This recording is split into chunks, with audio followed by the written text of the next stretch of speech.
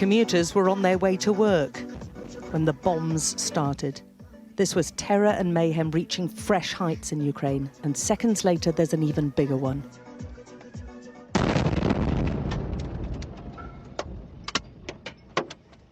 That's the sound of debris raining down on the car roof.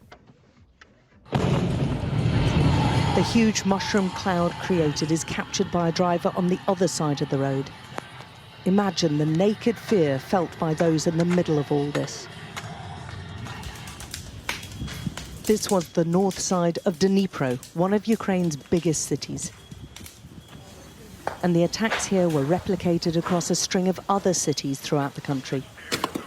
It is by far the most widespread series of Russian attacks since the start of the war, hitting 11 key infrastructure facilities in 8 separate regions. Quite a record, with the war now in its 8th month. This was the crater caused in Dnipro by that double hit, in a residential area. There are several apartment blocks around, and it's on a busy bus route. This wave of Russian attacks across the country has dramatically upped the ante and suggests, far from giving up, the Russian leader has once again doubled down. The residents trying to piece together their lives are full of fury. Русиш, швай, русский свинья, чтобы они почувствовали то же самое, что чувствуют наши граждане Украины.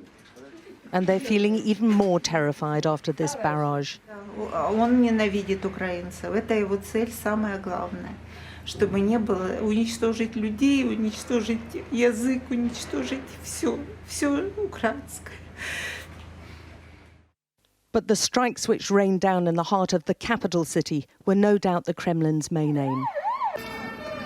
And rain down they did, smashing into traffic junctions and burning vehicles as workers made their way to offices. This was attacking the very nerve centre of Ukraine's leadership, the man and his team leading the string of battlefield successes and counter-offensives. This was hitting electricity supplies, water provisions and communications, aimed at making life even more difficult for those enduring this invasion. As rumours swirled about his death, the president emerged.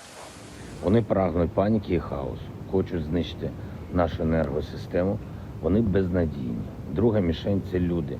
Спеціально обрали такий час і такі цілі, щоб завдати якнайбільше шкоди. Among the Russian leaders' attacks, one aimed at Kyiv's landmark pedestrian bridge, narrowly missing a walker mid-route. Somehow the bridge remained intact, despite the Russian leader implying this was in retaliation for the bridge explosion in Crimea a few days ago. The missiles hit a playground in one of the capital's main parks, popular among families with children. And millions saw a young student narrowly escape death on her way to university.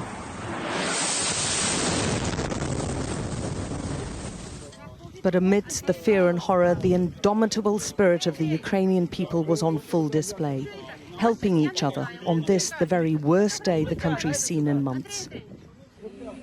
The capital's residents took to underground shelters again, but their response was this.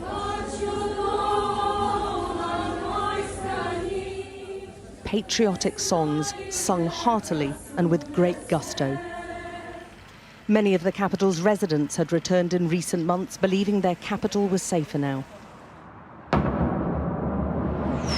The whistle's the sound of another missile flying in, one of 80 across the country.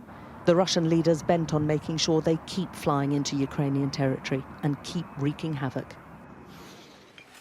Difficult to imagine, but there could have been even more destruction, more flattened homes and deaths. Yet the Russian leadership's threatening more attacks. There's no end in sight to this misery. In fact, it's just escalated several notches. Alex Crawford, Sky News in Ukraine.